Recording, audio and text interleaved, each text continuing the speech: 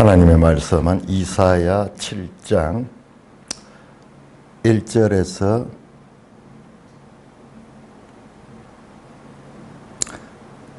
9절까지 교독합니다. 이사야 7장 1절 우시야의 손자여 요담의 아들인 유다의 아하스 왕 때에 아람 왕 르신과 르말리아의 아들 이스라엘의 베가 왕이 올라와서 예루살렘을 쳤으나 능히 이기지 못하니라.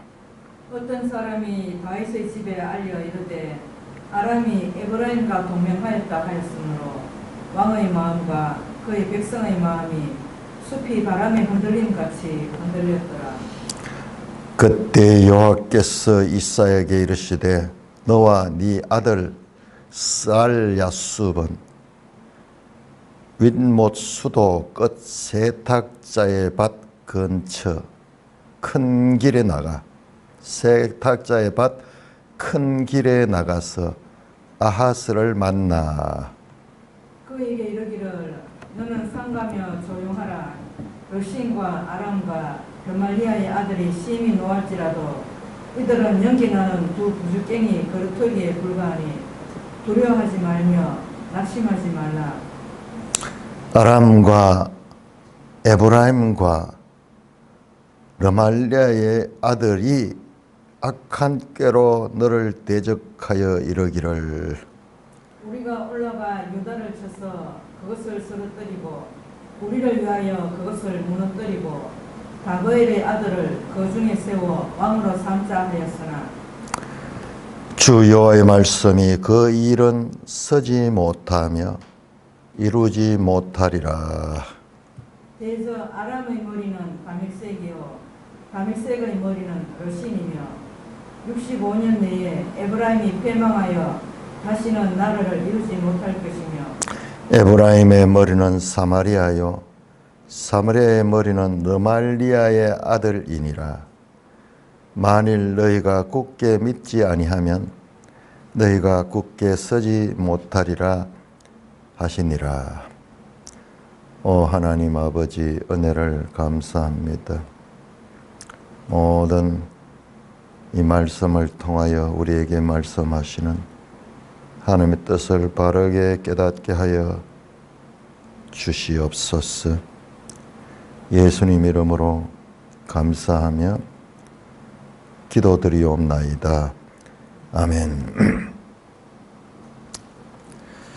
자, 7장은 6장과 시차가 많습니다. 6장은 우시야 왕이 죽던 해 BC 742년경 그때였고 지금 보니까는 우시야의 아들이 요담이고 요담의 아들이 아하스인데 요담 시대도 지나고 지금 아하스가 왕되었던 때입니다. 아하스가 왕된 것이 BC 735년에서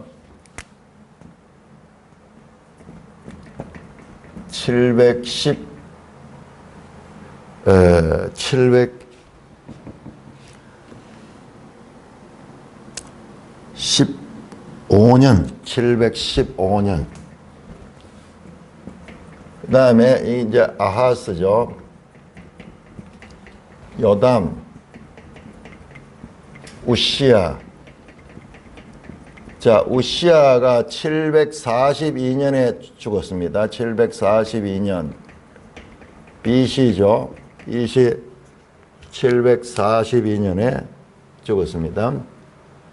그러니까는 요담 때는 742년에서 735년까지 요담이 이게 전부 다 이 다윗의 후손들입니다. 그 다음에 히스기야는 715년에서 690 몇 년까지인가 그렇게 왕이 됩니다. 자, 우시야가 죽던 해 742년 요 6장이 이렇죠. 6장 7장은 이 시대가 지나고 요담도 지나고 아하스 시대 중간이에요. 아하스 시대 중간 어느 때. 그 730년경에서 한 20년경 사이 이 시대입니다. 시간이 훌쩍 지났죠. 훌쩍 뛰어서 지났습니다. 자, 어제도 말씀드렸지만은 우리가 알아야 되는 것은 이걸 알라 그러면은 이게 열왕기 역대기에 다 나오거든요. 이 왕들의 치세에 대해 가지고 다 나옵니다. 이 왕들에 대해서 다 나오기 때문에 그 내용을 봐야 돼요. 열왕기도 봐야 되고 역대기도 봐야 됩니다. 그러면 이 왕들에 대해서 잘 나오는데 우시야 왕은 위대한 왕이었어요. 우리나라 치면 박정희 대통령 같은 나라를 아주 부강하게 했던 그런 왕입니다. 이때 당시에 북왕국, 북이스라엘의 왕 여로보암 2세도 마찬가지야. 위대한 왕이었습니다. 통치도 오래 했고 그 다음에 북왕국도 그때 이후로 자 북왕국은 지금 그러니까 아하스 시대에 망하잖아요. BC 722년에 망하니까는 이 아하스가 왕으로 있을 이때예요. 이때. 그러니까는 지금 여기에 오늘 본문에 북왕국의 베가 왕이 등장한다. 베가 왕은 북왕국의 말년이요. 그러니까는 지금 이 아하스 한 중반기 이때쯤 됩니다. 722년에 망하는 거예요. 722년에 북이스라엘 멸망인 거예요. 멸망이면은 그러면 지금 어느 시대냐면 이 시대야. 아하스 왕 때. 아하스 왕 때. 지금 망하기 직전에 북왕국의 베가하고 저 아람 왕 러시인이 동맹을 맺어서 지금 유다를 공격하려고 하는 거예요. 유다를 공격한다. 그 배경을 우리가 알면 일단 시간적으로 이와 같은 시기다는 것을 압니다. 자, 7장에서 12장까지가 다 이 아하스 왕 시대의 이야기입니다. 아하스 왕. 그러니까는 이 등장 국가가 뭐냐 그러면은 여기에 지금 아람 왕이든 아람 왕 이름은 러시인입니다. 러시인. 이게 아람의 마지막 왕입니다. 그리고 북이스라엘의 왕의 이름은 베가. 이것도 거의 북이스라엘은요. 여로보암 이후로는 왕들이 여러 명이 짤막짤막하게 단명하다가 망합니다. 그 망하기 직전이에요.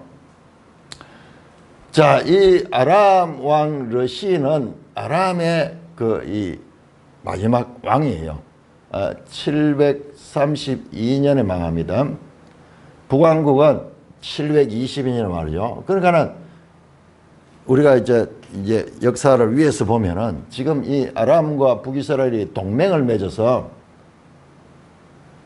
왜 유다를 공격하는가? 유다를 공격하느냐? 유다를 망하게 하려고 공격하는 거예요. 이 둘이가 연합해서 지금 그런 배경입니다. 그러니까는 지금 이 두 나라가 연합해서 유다를 공격하는 아하스가 지금 어떻게 됐습니까? 아하스가 벌벌 떨고 있죠. 아하스가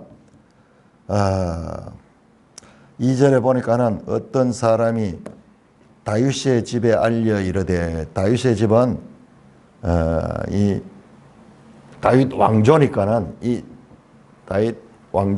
이 아하스에게 말했는 거예요. 아람이 에브라임과 동맹했다. 여기 갑자기 에브라임이 나오니까는 또 이거 아닌데 에브라임이에요. 북이스라엘은 에브라임으로 불렸죠. 그러니까 우리가 이런 것들을 에브라임으로 불려 사사기 그리고 왜 에브라임을 부르냐 북이스라엘은 북이스라엘을 대표하는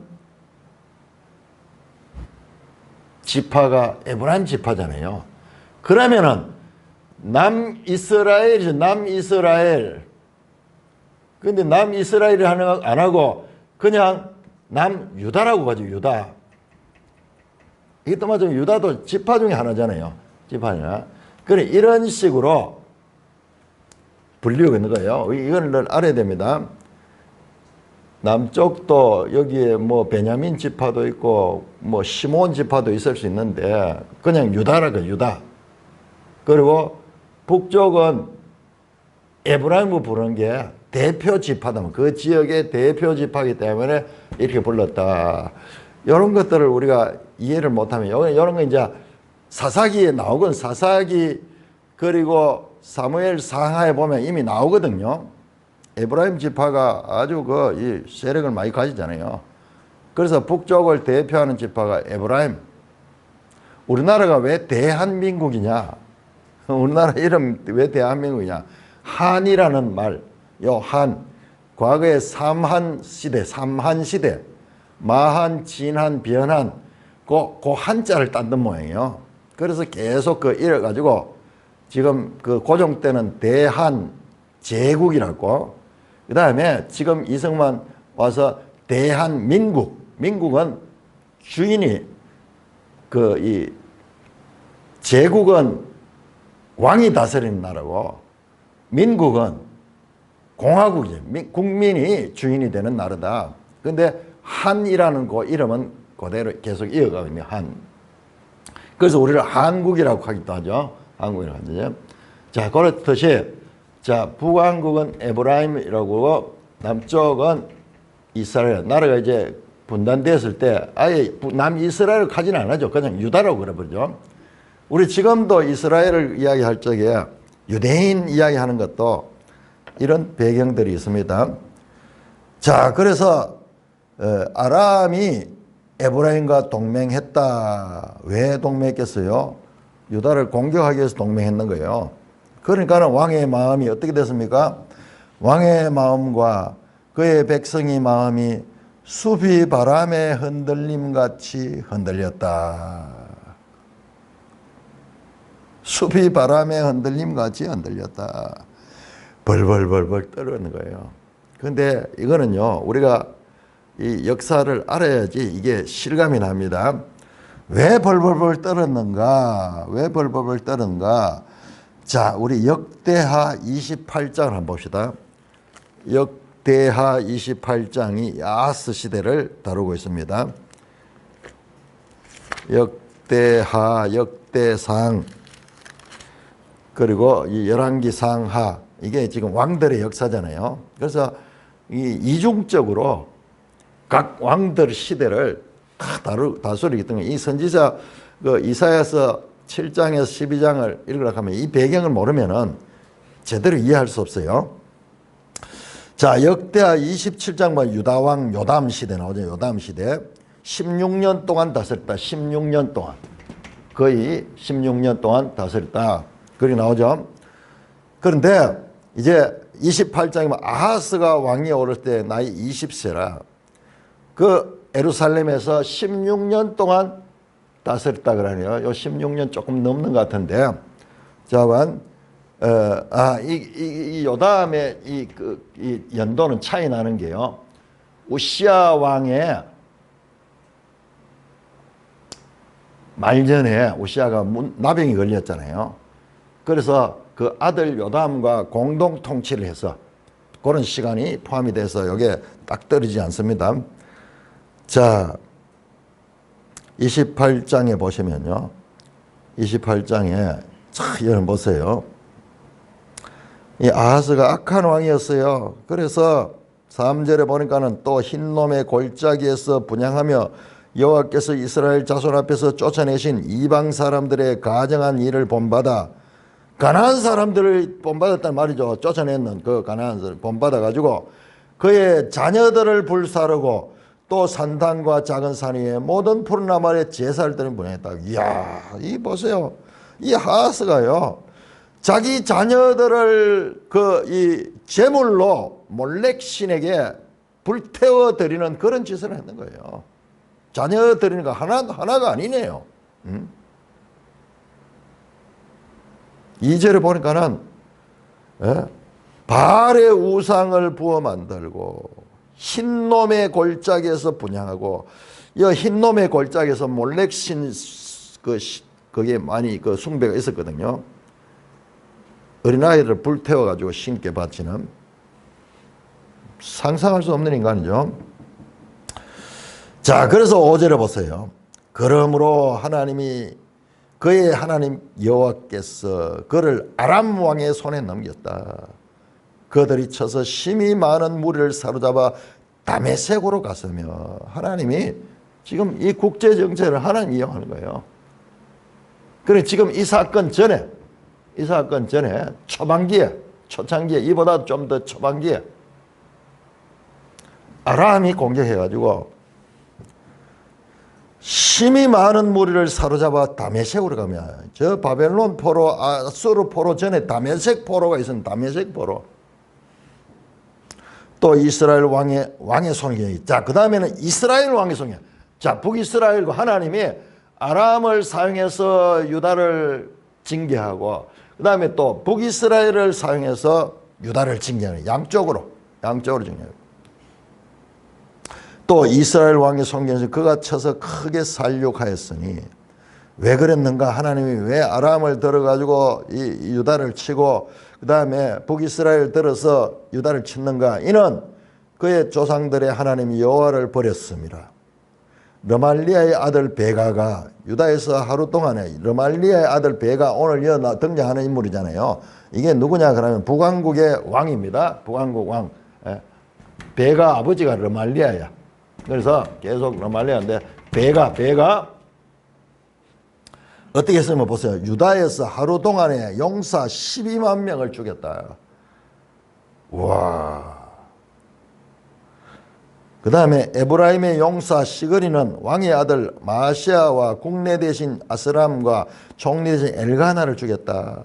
에브라임 여기 나오죠. 에브라임 북왕국의 그 장군이 와가지고 유다의 이 왕의 아들 마시아와 국내 대신 아스림과 총리 대신 엘가나를 죽이고, 그 다음에 보세요. 8절에 보면 이스라엘 자손의 그의 형제 중에서 그들의 아내와 자녀 앞에서 12만 명을 사로잡아 그 재물을 많이 노래가 사마리아로 가져갔다. 여러분 지금 이 아하스 시대에 지금 오늘 등장하는 이 사건 전이에요. 그 전에 북왕국이 들어와가지고 많은 사람들을 포로로 사로잡아가고 유다를 박살을 내고, 그 다음에 북이스라엘이 또 공격해가지고 유다를 박살을 내고, 그 다음에 12만 명을 포로로 잡아가지고 사마리아로 데려갔는 거예요. 사로잡고 그들의 재물을 많이 노래가서 사마리아로 가져갔다.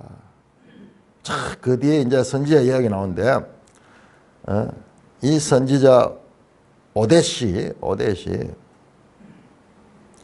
북왕국이 유다 12만 명을 포로 잡아가 오니까는 이 오데 선지자가 이거는 하나님 진노하신다. 그래서 막아서서 돌려보내라고 설득을 합니다. 지금 이게 하나님이 지금 우리 같은 형제 국가에서 이렇게 하면은, 그래서 포로로 잡히진 않습니다. 오데시에 등장해서. 그러니까 지금 보세요. 아하스가 벌벌 떨게 됐습니까? 안 됐습니까? 바로 직전에 이런 일이 있습니다. 아람과 북이스라엘로부터 이와 같은 큰 일을 경험하니까는 또 이들이 쳐들어오니까는 이제 죽을 지경인 거예요. 죽을 지경입니다. 자, 우리 7장에서 12장을 제대로 이해하려고 그러면은 이 시대의 역사적인 그와 같은 배경을 알아야 됩니다. 이거 모르고 읽어봤자 아무리 읽어봤다 무슨 말인지 몰라요.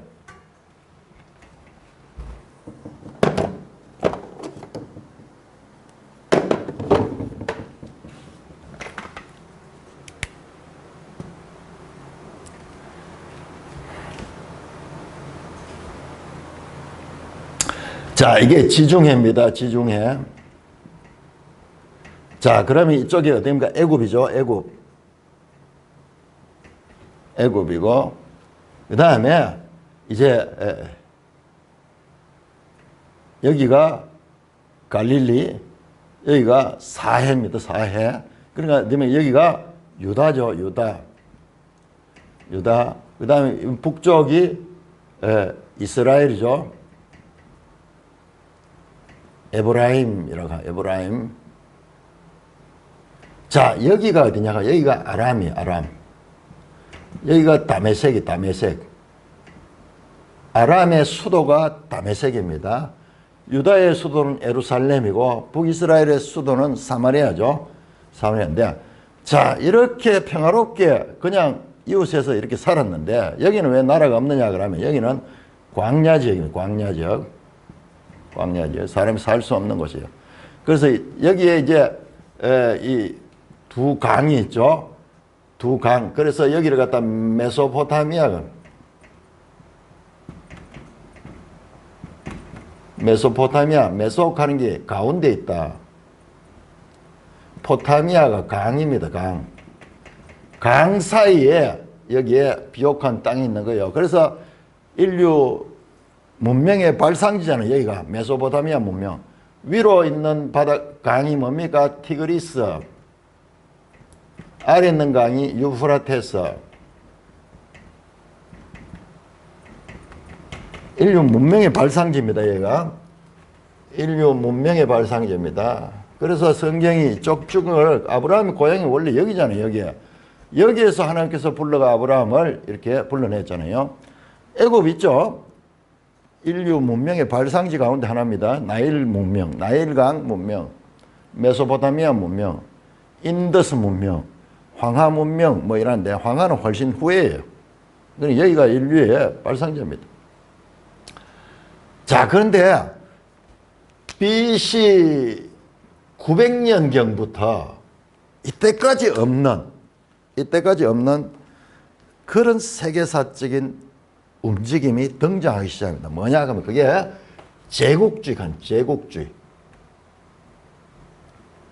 지금까지는 이 나라들도 요 한 나라 안에도 막 여러 그 부족들이 있고 파가 나눠 있거든요. 여기 작은 나라, 여기도 12지파로 나눠 있잖아요. 다 그런 부족 국가들, 작은 이 부락들이 마을인데, 그러면서 점점 인류가 나라를 통일하기 시작해요. 지금 여기도 유다 나라도 이 왕조가 생기면서 다윗 왕조가 생기고, 북쪽에도 왕이 생기고, 이런 게 전부 이제 이때 점점. 자, 왕을 세워달라 했는 게 언제입니까? 이 사울 시대잖아요. 사울 시대 이스라엘이. BC 그때가 한 1000년경이거든요.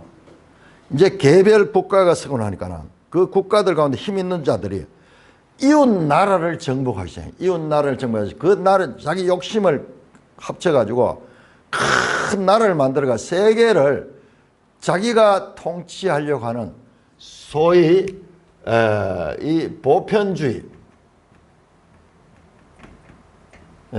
한 나라가 여러 나라를 하나로 통일해서 다루고자 하는 그런 움직임이 나타나기 시작합니다. 그게 최초로 나던 게 아수르라는 나라,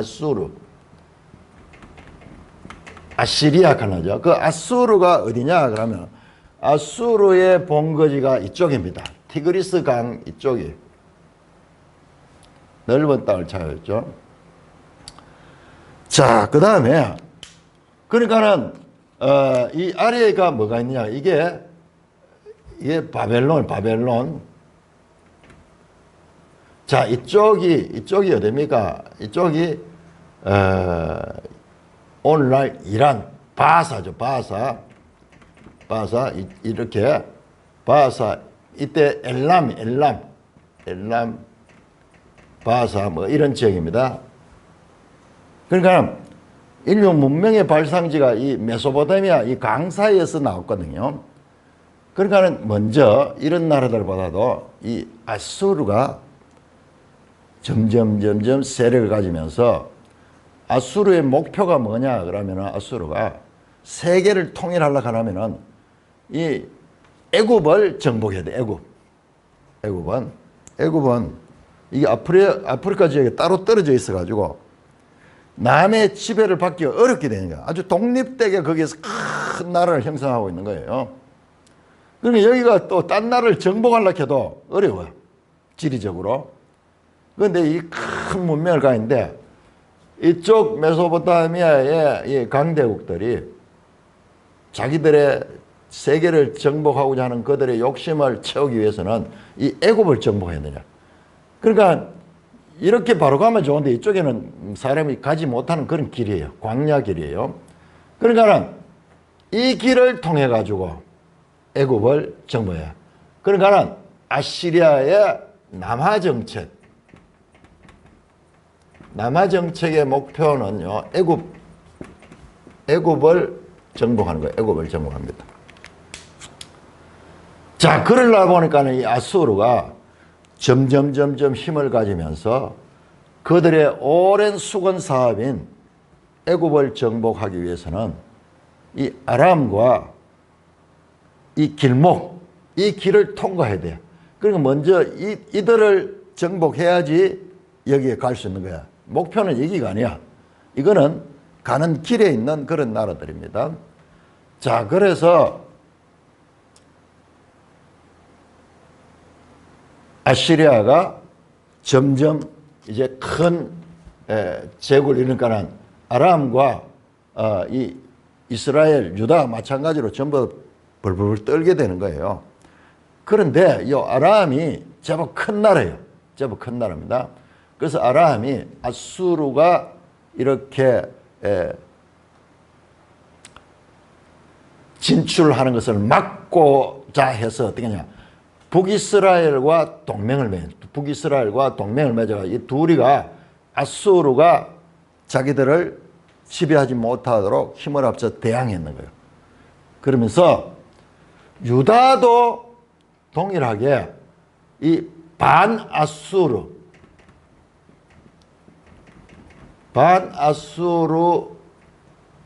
진영에 포함해라. 들어가 우리하고 같이 힘을 합쳐가지고 저 아수르를 공격하자. 아수르가 우리를 다 지배할 것이다. 그렇게 반아수르 동맹을 가지고 있는 거예요. 근데 먼저 이 아람과 북이스라엘이 우리로 치면 저 북한하고 저 만주 뭐 이쪽으로 중국 지역 이쪽에 하고 이제 연결되고 이쪽 남쪽은 좀 여기하고 좀 분위기가 달라요. 그러니까는 이 유다는 이 동맹에 참여하지 않고 어떻게 했냐? 친아수르 정책을 친아수르 편에 섰는 거예요. 이게 유다. 그 다음에 여기는 아람, 이스라엘 동맹국. 자, 그래서 유다를 설득을 해도 이들이 동맹에 참여하지 않으니까는 이들이 그러면 됐다. 이 유다를 우리가 힘을 합쳐가 유다를 무너뜨리고 그 유다 땅을 우리가 가지자. 그런 배경을 가지고 이런 국제 정세가 있습니다. 이런 국제 정세적인 이 배경이 12장까지 이거 모르면요 무슨 말인지 몰라요. 자, 이와 같은. 그러면 애굽은 가만히 있겠어요? 애굽은 아수르의 목표가 애굽을 알기 때문에 애굽도 그들이 오지 못하도록 여기에 이 편을 들 수밖에 없는 거예요. 자, 그러니까는 근데 유다는 또 친아수르 편을 들어. 그러면 애국으로 봐서는 이게 또 아주 눈에 가시가 되는 거죠. 이렇게 서로 국제 관계 속에 이런 관계. 지금 우리 한반도를 보면은 저 북한하고 중국, 러시아, 그 다음에 우리 남한은 일본하고 뭐 사이가 안 좋지만은 그래도 일본하고 지금 같이 연합하고 미국하고 같이 어느 한 편에 서야 되는 거야. 어느 한 편에 서야 돼. 그런데 지금 남한이 스탠스가 애매하게 왔다 갔다 하죠. 자, 이래서 이게 과연 우리 편인가 아닌가? 그 미국하고 굳건하게 믿는데 이게 지금 못 믿는 거예요. 지금 이런 상황 비슷한 거예요. 애국하고 당연히 반대하면은 같이 연합해가지고 이거 물리칠 수 있는데 이게 중간에서 이런 거야. 애국을 봐서는 예상하고. 그런데 이런 관계가 늘 한결같나 그렇잖아요. 자기 이해 관계에 따라 가지고 이쪽에 붙었다가 저쪽에도 붙는 그런 배경을 가지고 있다는 것을 알아야 됩니다. 자, 그 배경을 알고 봐야 됩니다. 자, 1절에 보니까 우시아의 손자요 로담의 아들인 유다왕 아하스 때의 아람왕 르신과 나왔죠. 아람왕 르신과 르말리아의 아들 이스라엘 왕 베가, 르말리아를 빼버리고 그냥 베가 이래 보면 됩니다. 올라와서 예루살렘을 쳤다. 그러나 능히 이기지 못했다. 완전히 점령하지는 못했던 거예요.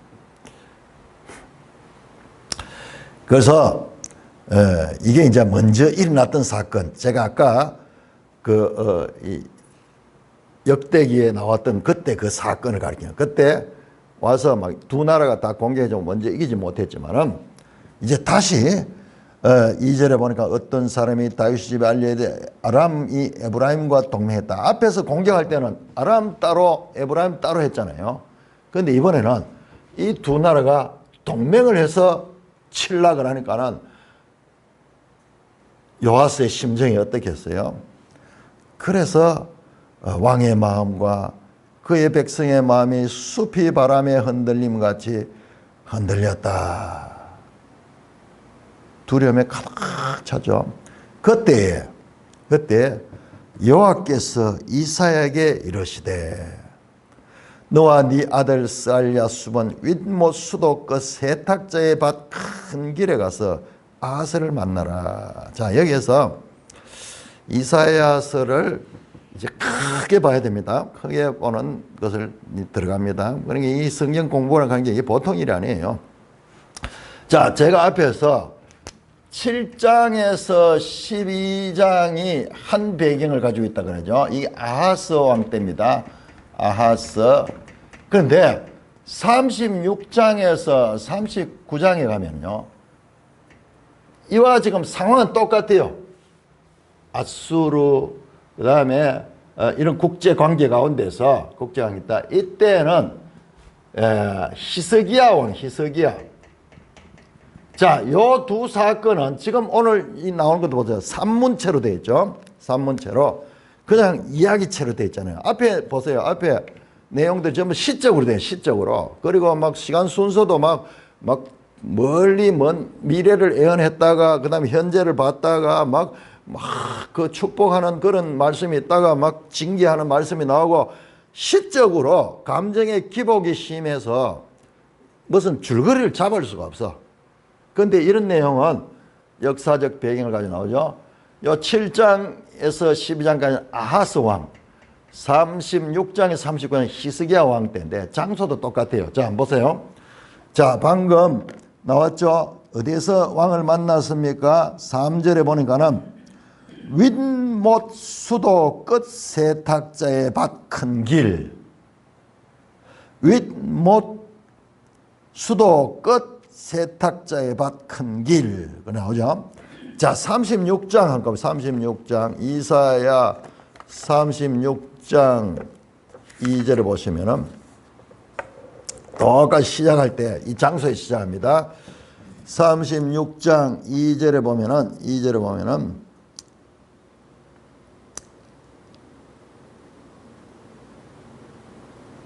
아수르 왕 라기스로부터 랍사게를 예루살렘 보내되 대군을 거느리고 히스기야 왕에게로 가게 하며 그가 세탁업자의 터의 대로 윗못 수도구 곁에 서 있다. 이건 같은 장소예요. 세탁업자의 터. 띄어쓰기를 잘못했네요. 터의 띄어쓰고 대로 윗못 수도구. 지금 같은 장소입니다. 윗못. 자, 여기는 수도 끝 세탁자의 밭 큰 길. 장소도 같습니다. 그러니까는 이걸 보면은 문체도 둘 다 산문체로 되어 있고, 그 다음에 장소도 일치됩니다. 단지 왕이 아하스, 히스기야 다를 뿐이죠. 이사야는 지금 이와 같은 산문체를 통해서 이 아하스와 히스기야를 대조하고 있는 거예요. 그래서 우리에게 이것을 보여주는 거예요. 아하스 시대의 태도, 히스기야의 태도를 두 개를 보여주면서 이스라엘 백성들이 1차적으로 이스라엘 백성들에게 교훈하고 오늘날 우리에게도 교훈하는 거예요. 자, 그런데 우리 매일성경 지도책 195쪽을 보면요. 195쪽을 보면은 참 귀한 그림이 나옵니다. 195쪽을 보시면은 여기에 사진이 나오는데 기드론 골짜기에 있는 기온샘, 히스기야 왕, 아수르 왕 산헤립의 위협과 같은 표의 공개했을 때 대비해 물을 공급해 수로를 기온샘에서 실로암 여문까지. 이 세탁업자의 장소가 이 수로와 연결돼요. 수로 가까이 있는 거예요. 나중에 한번 지도를 보여주겠는데요. 여러분 한번 생각해 보세요. 전쟁이 나면은 예루살렘은요 싸울 필요 없어요. 적군이 포위해가지고 가만히 놔두면 굶어 죽게 돼 있어요. 왜냐? 물이 없잖아요. 산 위에 동네가 있네요. 산 위에. 그럼 적군들은 와서 굳이 피 흘리며 싸울 필요 없이 딱 포위해가지고 그렇게 물이 없으면 뭐 못 사는 거죠. 아무것도 안 되는 거죠. 그런데 놀랍게도 여기에 샘이 있는 거예요. 샘, 기온샘이 있어가지고 이 샘에서 물까지 이 가지고 다 사는 거예요. 이 가지고. 자, 우리가 3장에서 새로 봐야 돼요. 3장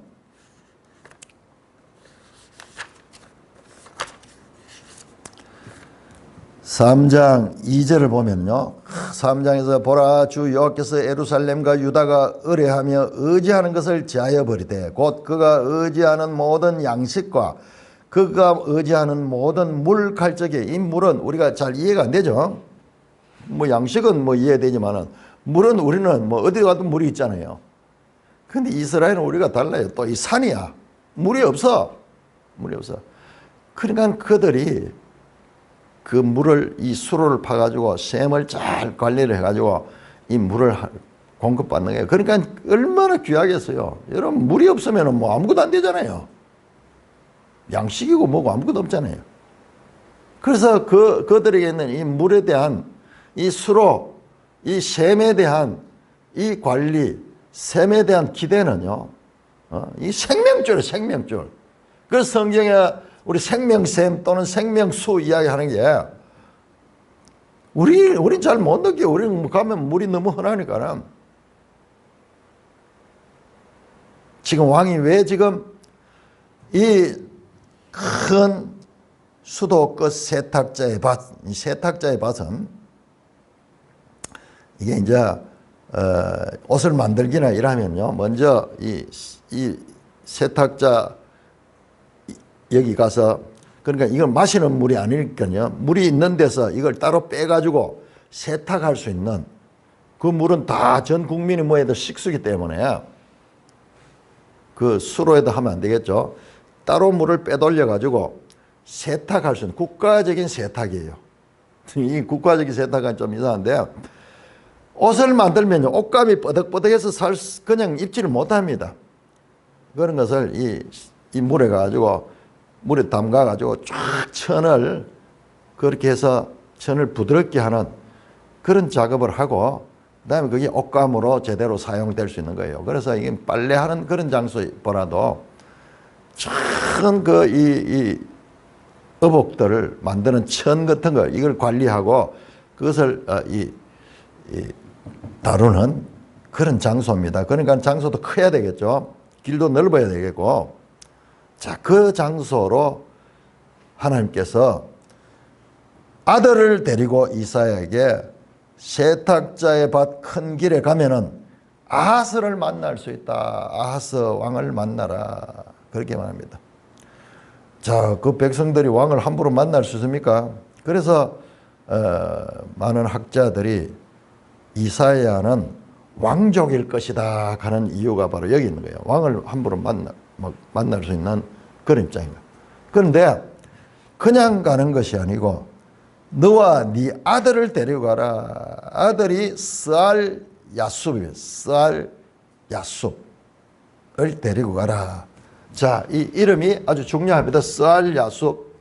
스알 야숲이 중요합니다.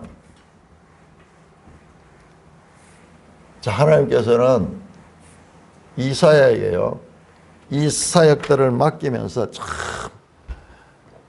말할 수 없이 어려운 그런 일들을 맡깁니다.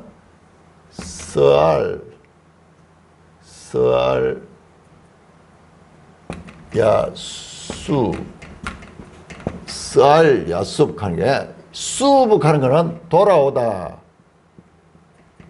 많이 나오죠. 돌아오라 할 적에 수부. 쓰알하는 것은요. 쓰알하는 것은 여기에 들어갈 거예요. 쓰알하는 것은 남은 자요. 남은 자. 자, 이사야서의 핵심 주제가 남은 자가 돌아온다 하는 거이죠.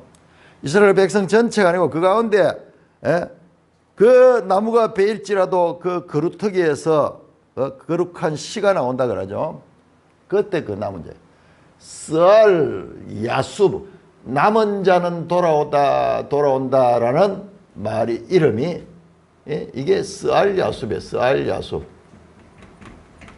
뒤에 보면요. 이사야의 둘째 아들 이름이 마헬살랄 하스바스 하는데 하나님께서는 이사야의 아들 이름을 통해 가지고 하나님의 뜻을 새겨놨는 거예요. 그리고 야를 볼 때마다 남은 자는 돌아온다. 소망스럽죠. 지금 현실이 어렵지라도 끝까지 남은 자들은 하나님께서 돌아오게 한다 하는 그런 이름을 가진, 그러니까 이 사람 자체가, 이 아이 자체가 하나님의 메시지를 갖고 있는 애예요. 그래서 그 애를 데리고 가가지고 아하스를 만나서 이렇게 말하는 거예요. 왕이 이 장소에 나올 것을 하나님은 알고 있는 거예요. 왜냐 그러면은 이제 지금 북왕국하고 저 아람이 동맹해가 쳐들어온다 하면 제일 먼저 중요한 것이 물을 관리했어야 되잖아요. 그래서 그 물을 점검하기 위해서 나올 때 하나님 미리 이제 아하스의 동선까지 알고 있죠. 자, 그렇게 해서 아하스에게 이렇게 말하라고 전합니다. 너는 삼가하며 조용히 하라. 사파르. 그 다음에 사카트. 무슨 뜻이냐 그러면은 두려움에 벌벌 떨고 있잖아요. 그런데 마음을 진정시켜라 그런 뜻입니다. 르신과 아람과 르말리아의 아들이 심히 노할지라도 좀 헷갈린다 그죠? 자, 르신과 아람과 르말리아 세 사람이 아니고 아람의 르신, 아람 왕이죠. 르신과 그 다음에 르말리아 아들 베가죠. 베가. 요 두 왕을 가리킵니다. 둘이가 심히 노할지라도 이들은 연기나는 두 부직갱이 그루터기에 불과하니 두려워하지 말고 낙심하지 말라. 자, 이 배경 모르면 무슨 말인지 모르겠죠. 르신 아람 왕, 지금 아람 왕과 그 다음에 르말리의 아들 이스라엘 왕 베가, 이 둘이가 동맹을 해서 오니까 벌벌 떨고 있죠. 그런데 하나님께서 이사야를 통해 가지고 아하스에게 르신과 아람의 르신과 아람과 세 사람 거잖아요. 그게 아니고 아람 왕 르신과 르말리아의 아들 베가가 심히 노할지라 이들은 연기 나는 두 부직갱이 그루터기에 불과하니 두려워하지 마라. 연기 나는 두 부직갱이의 그루터기에 또 나오네요. 그루터기가 아니고 여러분 그루터기는 나무를 잘랐을 때 남는 그기잖아요. 이거는 그냥 이 막대기 같은 거, 나무 토막 같은 거, 영어 성경은 테일 꼬리 같은 거, 테일 꼬리 같은 거, 이런 거. 그런데 그것도 어떻게 연기 나는 거, 불이 붙는 것도 아니고 불 타다가 말아가지고 연기 나는 부직갱이, 보잘것없는 거다. 보잘것없는 거. 네가 지금 그걸 막 너무 크게 보고 두려워하는데 그 두 나라는 연기 나는 부직갱이에 불과하다. 부직갱이 그 가운데서도 그 똥가리에 불과하다. 그루터기에 불과하다. 그루터기 말을 왜 이렇게 많이 쓰는 거예요? 부직갱이 가운데 끄트머리에 불과하다. 뭐 그런 뜻이에요. 두려워하지 말며 낙심하지 말라. 왜냐하면 원어에 보면서 이유가 있으면 아람과 에브라임과 르말리의 아들이 이번에 또 헷갈리게 해놨네요. 아람, 에브라임과 르말리의 아들 이건 같은 거죠. 북왕국을 가리킵니다. 북왕국 르말리의 아들 베가를 가리키고 아람은 그냥 나라 이름 앞에 나왔던 러신의 나라. 이 두 나라가 아람 왕과 그다음에 르말리아 북왕국이 악한 꾀로 너를 대적하여 이르기를. 자, 지난번 개혁성경에는 악한 꾀를 도모했다 그렇게 했는데 둘이가 동맹을 맺고 둘이가 작전을 짰는 거죠. 유다를 공격해서 유다를 뭐라고 했느냐. 우리가 올라가서 동맹국 아람과 북왕국이 올라가서 유다를 쳐서 그것을 쓰러뜨리고 우리를 위하여 그것을 무너뜨리고 다윗의 아들을 그 중에 세워 왕으로 삼자. 지금 이 다윗 왕조잖아요. 그건 다윗 왕조를 무너뜨려 버리고 다윗의 아들이라는 인물이 있는데 이 사람이 유다의 사람인데 이게 하면 내통하고 있는 거야. 내통하고 북왕국과 내통하고 아람과 내통하면서 스파이 역할을 하는 거예요. 그래서 자기 말 잘 듣는 이 다윗의 아들 마치 저 소련이 이 북한의 김일성이를 갖다가 내리꼽듯이 자기들 말 잘 듣는 다윗의 아들이라는 그 사람을 유다 왕조의 왕으로 세우자는 거예요.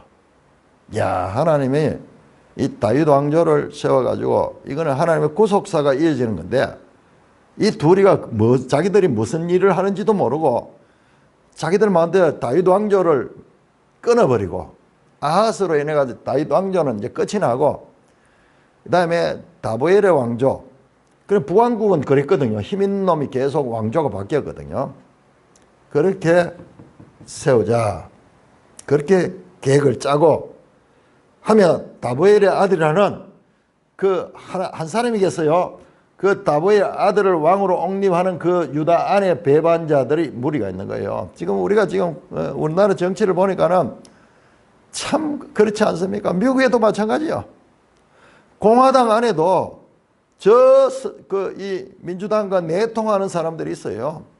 우리 국민의힘 안에도 엄청난 사람들이 이 개혁을 반대하고 민주당 정책을 지지하는 사람들이 있는 거예요. 그러니까 힘이 드는 거예요. 너무 힘이 드는 거예요. 지금 대표는 앞장서서 몸을 던져서 뭘 하려고 하는데 뒤에서 못하게 하는 거예요. 발목을 잡고 넘어뜨리고 공격하고 화살을 쏘고 뒤에서. 이게 인간 세상이야. 지금 이 유다 안에도 이런 세력이 있어가지고 내통이 돼가지고 이제 아하스를 죽여버리고 다보엘을 왕으로 삼고 아람 반통 그 다음에 북왕국이 반통해서 이 유다 나라를 우리가 나오죠. 그렇게 그들이 도모하는 게 나옵니다. 우리가 올라가 유다를 쳐서 그것을 떨어뜨리고 우리를 위하여 그것을 무너뜨리고 다보엘 아들을 그 중에 세워 왕으로 삼자. 그러고는 자기들이 마음대로 유다를 지배할 수 있는 그런 위성국으로 만들려고 했습니다. 하였으나 주 여호와의 말씀이 그 일은 서지 못하며 이루어지지 못하리라. 그런 도모, 아람과 그 다음에 북왕국이 연합해서 하는 그와 같은 일은 서지 못하고 이루어지지 못한다. 왜? 이건 단순한 나라가 아니야. 하나님의 구속사의 원줄기를 자르려고 하는 이거는 있을 수 없는 거야. 이런 거는 하나님이 용납할 수 잘못 건드려서 8절입니다. 대저 아람의 머리는 다메섹이요 다메섹의 머리는 러신이며. 자, 이 말은 무슨 말이냐 그러면 뒤에 또 나옵니다. 자, 65년에 에브라임이 패망하며 다시는 나라를 이루지 못하게. 에브라임의 머리는 사마리아요 사마리아의 머리는 르말레의 아들이니라. 이게 무슨 말이냐 그러면요. 이건 좀 시적인 표현이에요. 자, 아람의 머리는 다메섹. 여기 머리 가는 건 로시 가는 건데 우리말에도 마찬가지. 수도할 때 수도가 그 숫자가 머리 숫자예요. 큰 도시 있잖아요. 도시. 우리나라도 수도 서울 가죠. 대한민국의 머리 되는 도시. 자, 이 아람의 머리 되는 도시 수도는 다메섹이요. 다메섹. 그 다음에 다메섹의 머리는 르신이라 그 수도에 왕궁이 있는데 그 왕이 그 수도를 다스리는 거예요. 그러니까 그 수도의 머리는 또한 르신이라 그 이 아람 왕이다 이 말이죠. 르신이다. 그런데 65년 내에 에브라임이 패망하며 다시는 나라를 이루지 못할 것이며 자 65년이라는 말씀이 나오죠. 65년 내에 하나님께서 이 나라들을 망하게 했다는 거예요. 연기나는 부지깽이 같이 만들어버리겠다는 거예요. 자 65년 좀 이따 보고 자 그 다음에 에브라임이 패망하여 다시는 나라를 이루지 못한다. 북왕국이 망해가지고 다시는 나라를 이루지 못하는 거예요. 여러분 그렇잖아요. 722년 북왕국이 망하고 난 뒤로부터는 그 북왕국은 없어져 버렸어요. 없어져 버립니다. 지금 그 일을 말하는 거예요. 에브라임 패망하여 다시는 나라를 이루지 못할 것이요. 자, 에브라임의 머리는 사마리아. 자, 북왕국의 수도는 사마리아. 사마리아의 머리는 그 수도의 왕은 누구냐? 르말리아의 아들. 즉 베가입니다. 베가. 그렇게 하나님께서 65년 내에 이 아람 북이스라엘 동맹국을 절단을 내버렸다는 거예요. 연기나는 부지깽이에 지나지 아무것도 아니야. 그런데 만일 너희가 굳게 믿지 않으면 너희는 굳게 서지 못하리라. 하나님이 그렇게 작정했을지라도 이 하나님의 약속을 이 하나님의 말씀을 너희가 믿어야 된다. 그렇지 않으면은 너희가 이 위기는 모면할지 모르지만은 굳게 세워 서지는 못한다. 지금 우리가 이걸 봐야 돼요. 앞에서 다윗의 집이 나왔죠. 2절에 어떤 사람이 다윗의 집 13절에도 보면 이사야가 이래 다윗의 집이여 이 말 속에는요 이 어마어마한 거예요. 하나님의 구속사에 이 흐름이 있는 그 집안이잖아요. 그 집안. 근데 이건 건드리면은 이거는 뭐 안 되는 거예요. 그럼 천지를 모르고 어쨌든. 자, 우리 앞에서 저 열왕기 역대하 28장에 봤잖아요. 그때 북왕국 사람들이 와가지고 남한을 쳐가지고 12만 명을 포로로 잡아갔을 적에 선지자 오데시라는 사람이 나와가지고 이 일을 하면 큰 재앙을 받는다 하나님 앞에. 그래서 설득해가지고 그 포로들을 다 돌려보냈거든요. 그때. 지금 북왕국은 지금 그 하나님 개념이 없는 거예요. 북왕국은 이게 하나님의 이 왕조가 아니잖아요. 힘 있는 놈이 막 엎치락뒤돌하면서 지금 계속 나와요. 자, 그렇게 말합니다. 근데 여기서 65년 내에 망한다. 65년. 지금 이게 한 730년경이거든요.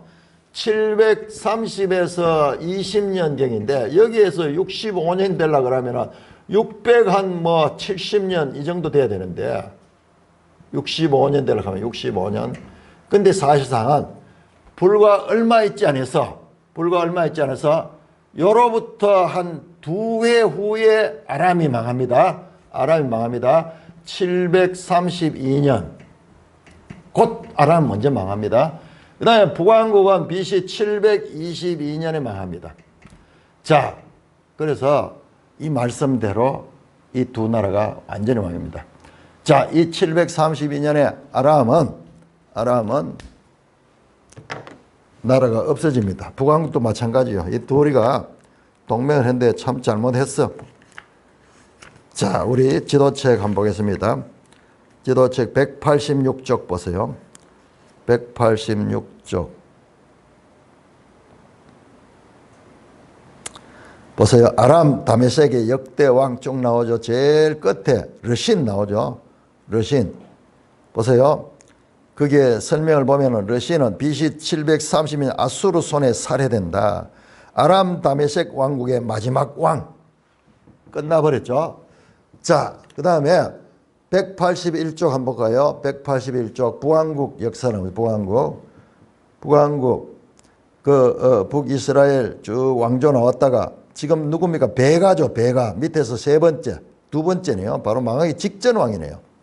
736에서 732년 지금 딱 요때네. 요때 732년 요때 이 사람 몇 년 있지도 않았으니까 이 둘이가 유다를 건드리다가 바로 그 다음 때 호시아 때 나라가 망합니다.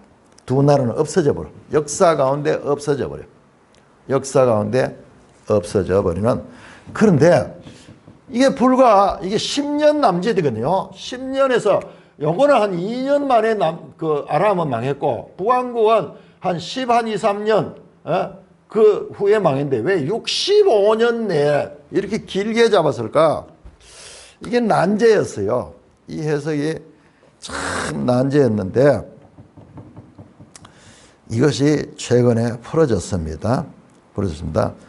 자, 에스라 4장을 한번 에스라 4장. 에스라 4장.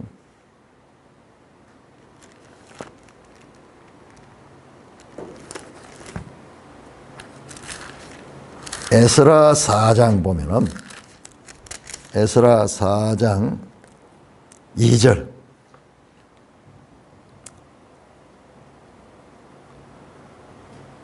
스룹바벨과 족장들에게 나와 이르되 우리도 너희와 함께 건축하라. 여기 우리가 누구냐 그러면은 바로 앞에 있던 이 사마리아 사람들. 그러니까 유다와 베냐민의 대적이라. 유다와 베냐민의 대적. 여기 지금 유다인들이 돌아와서 성전을 건축을 방해하는 자들. 이게 사마리아 사람들이에요.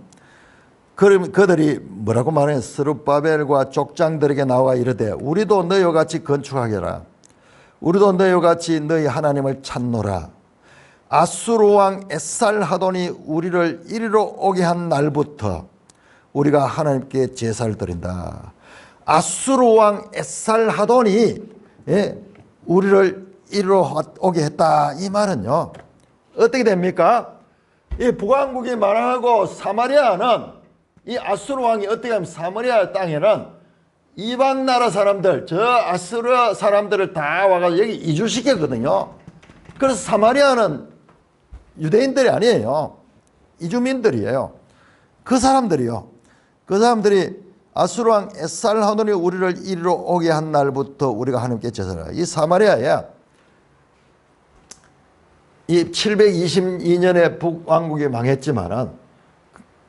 망하고 그 다음에 다른 나라 사람들을 여기 보내고 여기 사람들을 뽑아가지고 다른 나라에 다 흩어버렸거든요. 뭐냐? 민족 자체를 없애버린 거야. 나라가 다시 서지 못하도록 실을 없애버리는 거예요. 그런데 그것이 완성된 게 뭐냐? 아수르바리팔 에살하돈 때 그렇게 되네. 에살하돈. 자, 우리 지도 한번 보겠습니다. 지도. 아시리아 왕의 나오는 거. 아시리아 왕이 나오죠. 자, 198쪽.